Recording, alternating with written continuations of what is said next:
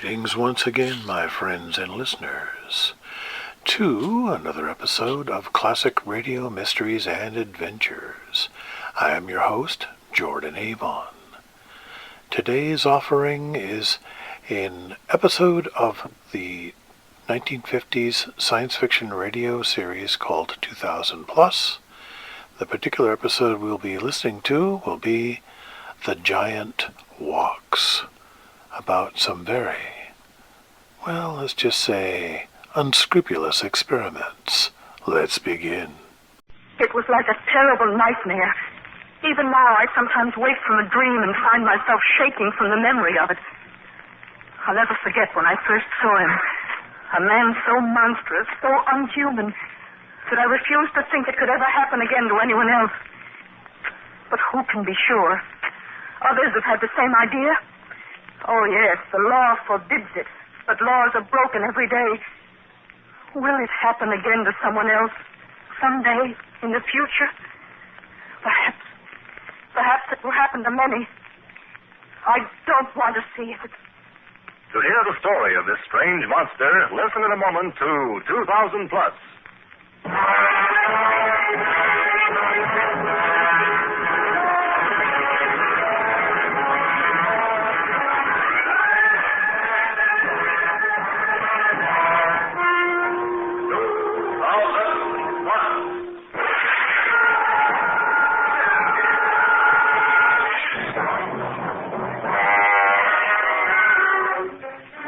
Adventures in a world of tomorrow. Dramatic stories of science fiction from the years beyond 2000 AD.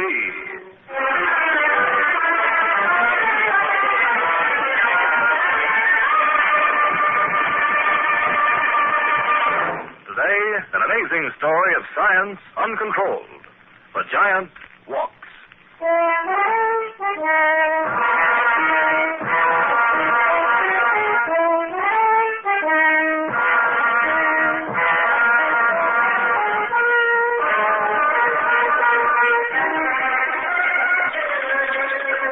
That's what you are, monsters. That's it. Fight to fill your slimy stomachs. Feed the rats, the doctor said. Always feed the rats. As if you weren't big enough already. If I had my way, I'd kill all you rats. That's what I'd do.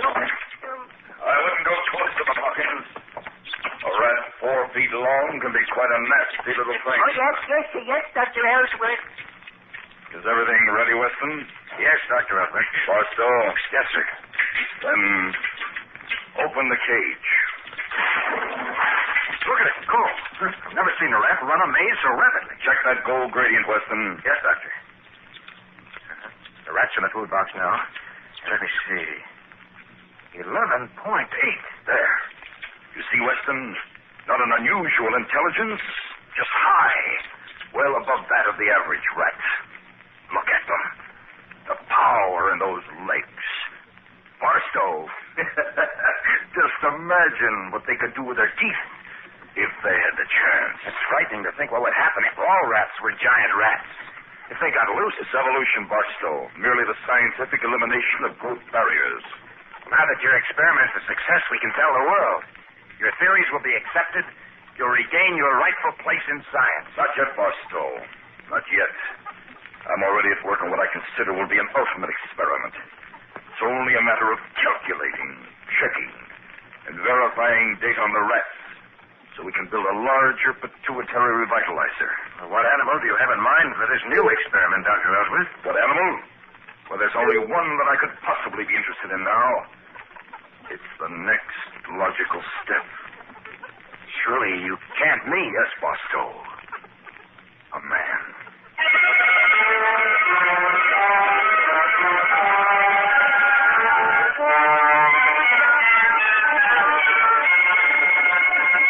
You wanted to see me, Dr. Ellsworth? Yes, Weston. I want to talk to you about the experiment on human beings. I want you to help me with the experiment. I hope you're not thinking of me, Dr. Ellsworth. I really don't think What's that the matter, Weston? Don't you think it would be valuable to give yourself to science? Well, it would seem that there are so many to choose from. So many, Weston. Who, for example? sure that old Hawkins won't do. And we really can't kidnap anyone. But, Dr. Ellsworth, I'd say it would be a great honor to be the first real Superman on Earth.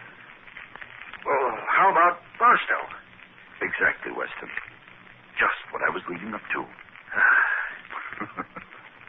You seem relieved. Yes. In Barstow, we have a real physical specimen. And he seems to have quite a boundless enthusiasm for the future of mankind. An attitude you apparently don't share.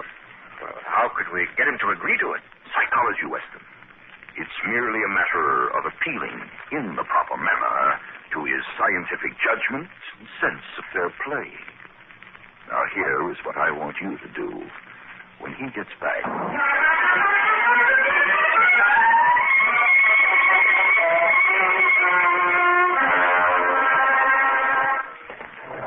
Well, glad to see you back, Barstow. Dr. Ellsworth, Weston tells me you're ready to begin the final experiments on man. Yes, Barstow, I soon hope to be the first of a new race.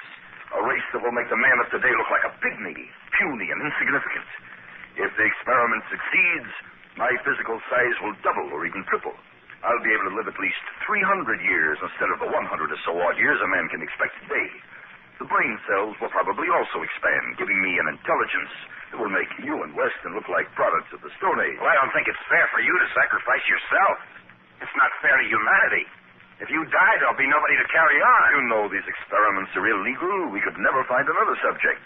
It would have to be one of us three or nobody. Well, I'd be willing to take the chance, Dr. Ellsworth. And so would I. You can't go through with this, Dr. Ellsworth. You're needed to direct the experiment. Gentlemen, I see you have the true scientific spirit. Well, since I am unwilling to give up my right to be the subject, and you're unwilling to let me be the subject, then there's only one way out. What's that? We'll draw lots, if you agree. Leave the decision up to fate. That sounds like a good idea. Don't you think so, Barstow?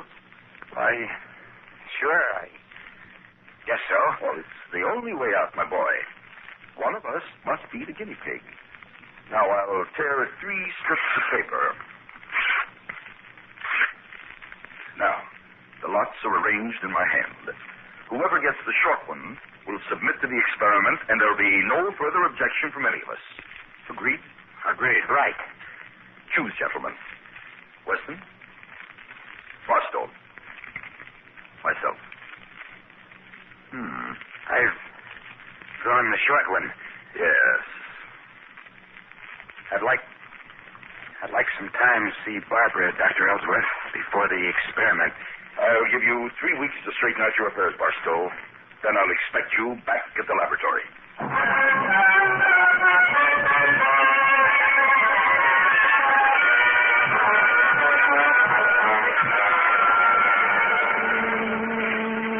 Contacts are wide open. Cut the circuit, Weston. That's enough. Well, Barstow, are you ready? Quite ready, Dr. Ellsworth. As you know, it may be painful at first, but after the primary series, I don't think you'll notice much. I'm not worried, Dr. Ellsworth. No, of course not. Well, good luck, my boy. Thank you, sir. Contacts open, Weston? Yes, Doctor. Then pipe the circuit. Now, that's fine. Now, keep it steady at 3,000. Prepare for the first injection. We'll give him 5 electronic unit charges. Valve open.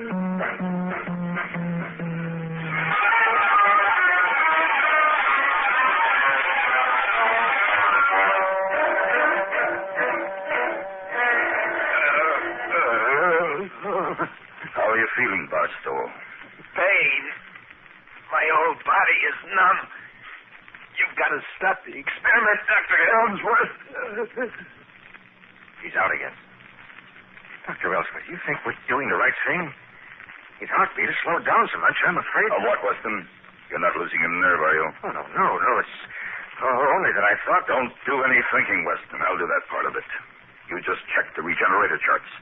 Very well, Dr. Ellsworth. Nothing is going to keep me from completing this experiment.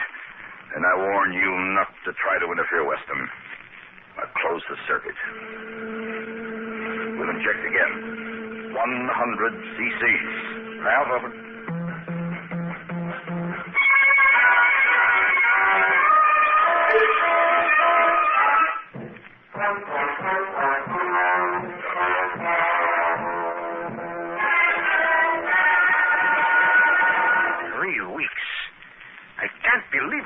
Ellsworth. Look at him. 12 feet tall, and you weigh 750 pounds. Of course, Weston. As I told you, there's very little difference, really, between a rat and a man. We're all animals. But, Doctor, he hasn't given much sign of life during the past few days.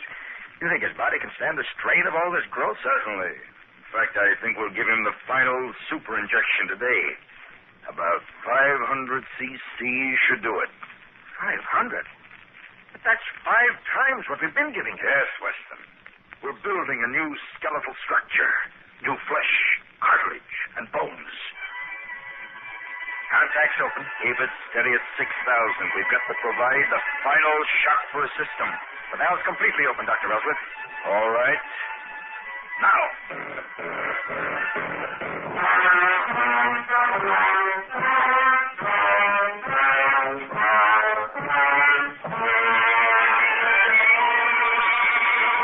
Look, Weston. We've done it. He's 30 feet tall if there's an inch. Barstow, can you hear me? Can you understand what I'm saying? You must talk slowly, Barstow. Slowly. You're not an ordinary human being anymore. Look, he's getting up. Hey, what's happening to me? Why is everything so small? Our experiment is a success, Barstow. You're a Superman. I've made you a Superman. But I can't move. My head is touching the skylight. Stoop down, Barstow. There's a rolling door in the side of the laboratory. I think you can crawl through that. Easy, Barstow. Very slowly. That's it. Well, how does the world look now that you have some elbow room? Small. The world is very small. 30 feet of muscle and bone. It's my creation. My creation.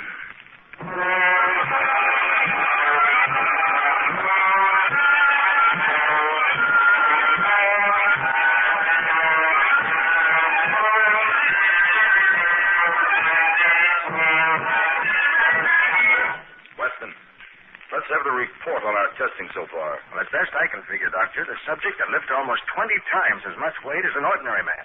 Can run approximately 60 miles an hour without difficulty. Oddly enough, though, he appears to get along fine on 4 or 5 hours sleep a night. But he's consuming food at a rate that's all out of proportion. Well, that's understandable. It's still making an adjustment. Go on. Mentally, very superior. Appears to be able to solve the most complicated problems right in his head. It's all just as I predicted. But this morning, though, after I just finished giving him the work test, he pulled up a tree by the roots and waved it at me. It was frightening. I ran, and he began laughing. It sounded more like thunder. Weston, you're letting your imagination run away with you. It's quite obvious what's the matter. He's not getting enough exercise. We've got to give him more physical work to do. Come on.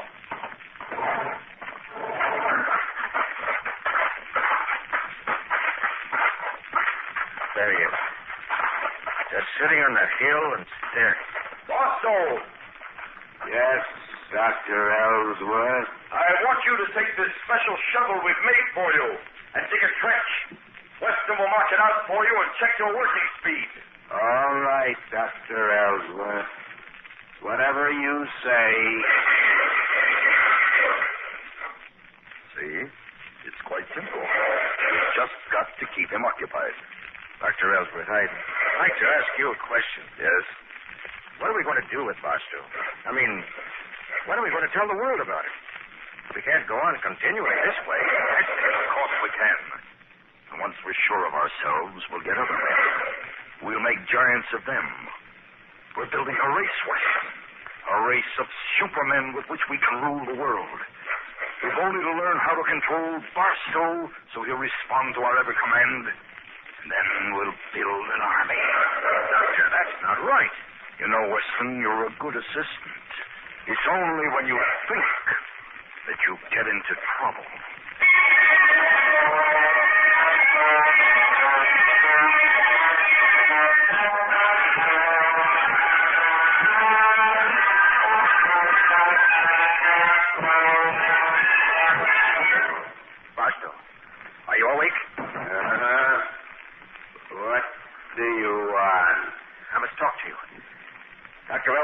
to use me for the next experiment.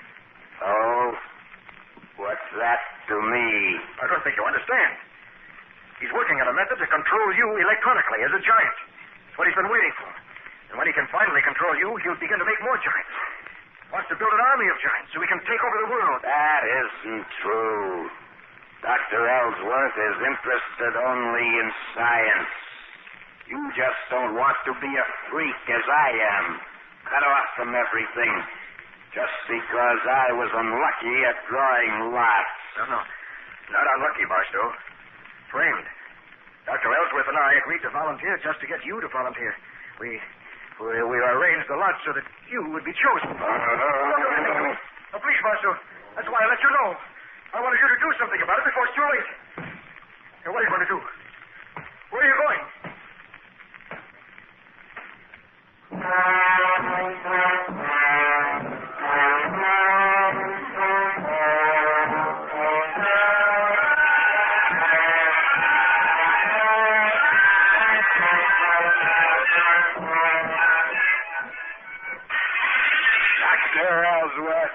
Dr. Ellsworth. Barstow, what are you doing at my window? I've come to tell you I can't go on with these experiments. I'm through, Dr. Ellsworth. You're raving, Barstow. Go back to your quarters in the barn and we'll talk about it in the morning. I can't go back to the barn. Why not? I'm tired of living in the barn. I knocked it down. Calm down, Barstow. Calm down before you do any more damage. Yes, Dr. Ellsworth, that's just what you'd like, isn't it? For me to calm down, to become nothing but a giant tool in your hands, a tool for conquest and revenge. Isn't that so, Dr. Ellsworth? I don't know what you're talking about. You know, all right. And what's more important, I know, Dr. Ellsworth. I know that you tricked me into volunteering for this experiment. What if I did? You were the best physical specialist. You'd stop at nothing to carry out your hideous experiments. Future of mankind. Ha! That's a good one. You're not interested in mankind at all. You're only interested in building a super race for your own ends. You want an army of giants so you can take over the world. You're mad, Barstow. You are my subject, and you have no right to behave this way. If I had the control of finish... You knocked out that wall. Yes, Dr. Ellsworth. And that's just what I ought to do to you. You have no more right to live than I. How much strength does it take for a 30-foot man to kill an ordinary man with his fist, Dr. Ellsworth? Figure that out. What are you going to do? I'm not going to do anything to you. I'm going to let the World Science Council know about your experiments. They'll know what to do about you. But you can't leave. You're a monstrosity. The world won't understand you, Barstow.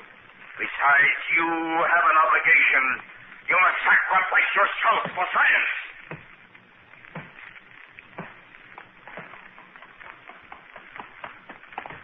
He's gone? Yes, all my plans ruined.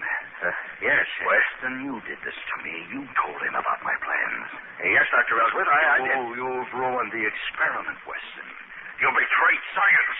You have no right to live. Who are you to decide these things? Come inside, Weston, now. A gun? Right. Come along now, Weston. There's one last experiment I want to perform. I'm curious to see how a man can stand up against a giant rat. No, please, Ellsworth. I'll do anything you want. I don't want to die. I'll be the subject of a new experiment. Too late, Weston. Should have thought of those things before. Stand still. There. Right by the cage. Shut up. Now. Don't push me in. No, no. I don't hands on me. No.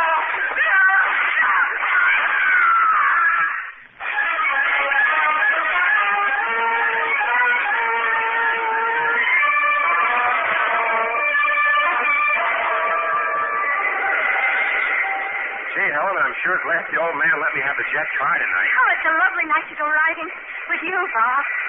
Say, Helen, you hear something? The motor, you mean? No, listen. I hear it now, too. I can't imagine it. Oh, well, I guess... Oh, over there. This looks like a man. So big. Oh. The giant. Standing in the road in front of us.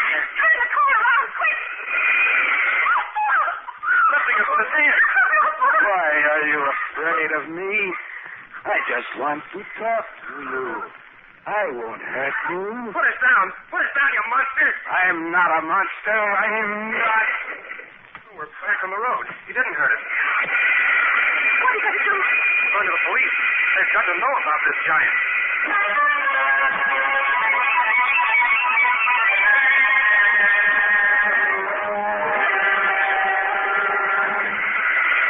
Calling all rockets, ground and space patrol.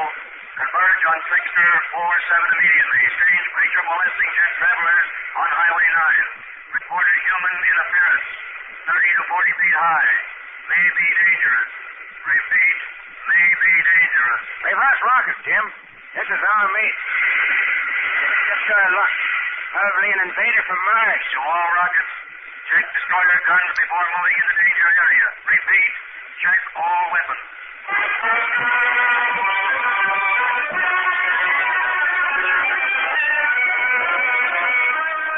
See anything yet, Jim? Nothing, sir. Hold on. There's something moving in field 7. Well, I'll be. It's a man. But what a man. Rocket 117 to control tower.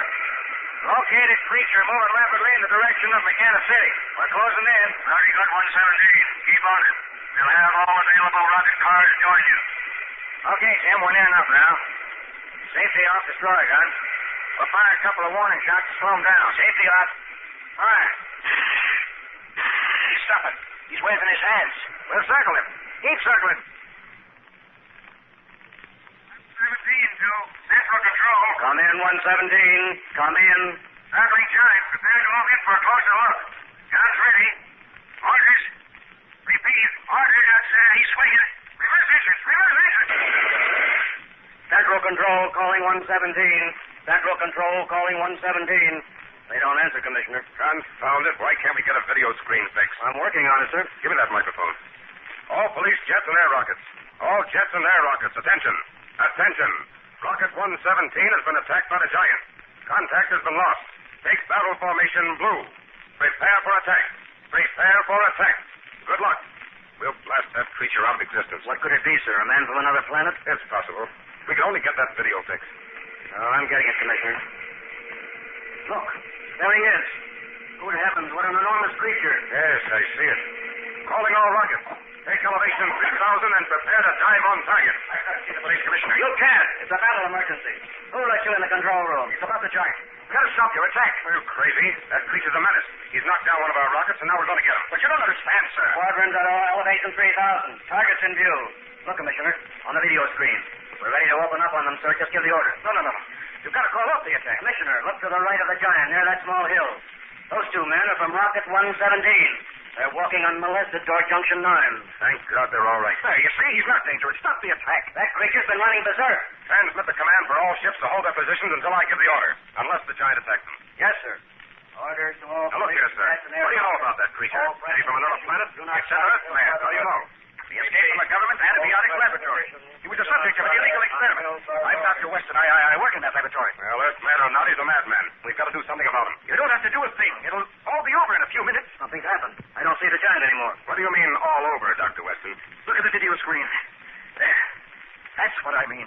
Good heavens. It's amazing. Squadron Leader 20 to Control Tower. Something's happened here, sir. I don't see the giant. He's disappeared. What are our orders? All police jets and rockets. Attack canceled. Repeat. Attack canceled.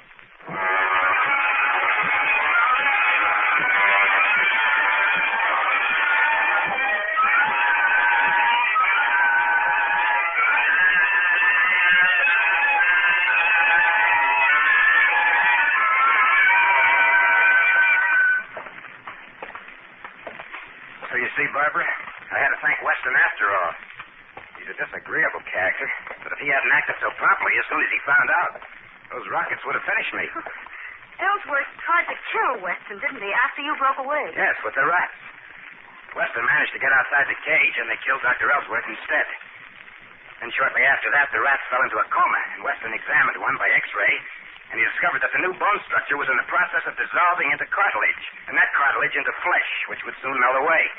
And he realized their size had only been maintained by the injections, and they'd soon be back to their original skeletal structure. That's why he went to the police. Yes, but how did he know you'd shrink, too? Because they stopped giving me the injections. Oh, seeing you here like this, I can't believe all those stories in the paper about you. A horrible picture. I can hardly believe it myself, Barbara. It's like a bad dream. Oh, yes. Here's what I came back for. Dr. Ellsworth's safe. Oh, what's in it? Here they are. And here they go. You're burning them. Years of scientific research up in flames. Huh. But I don't want another man ever to go through what I did. Cut off from humanity to be just a specimen in some scientist's zoo. I found out one thing, Barbara. Thickness isn't a matter of size. A man can be 30 feet tall or he can be 6 feet tall. It's what he has in his heart that counts. This world doesn't need bigger, more powerful physical specimens. It needs men with bigness of soul who can love, respect their fellow men.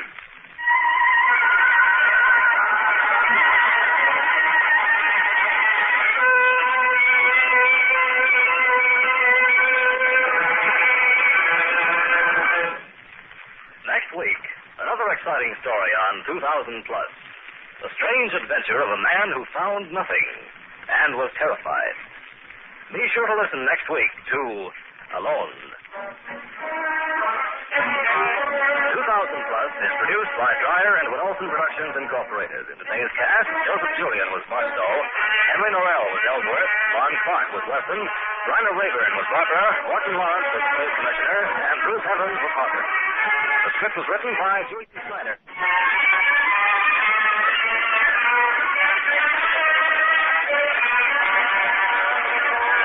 The music was composed by Elliot Jacoby, the orchestra conducted by Emerson Buckley.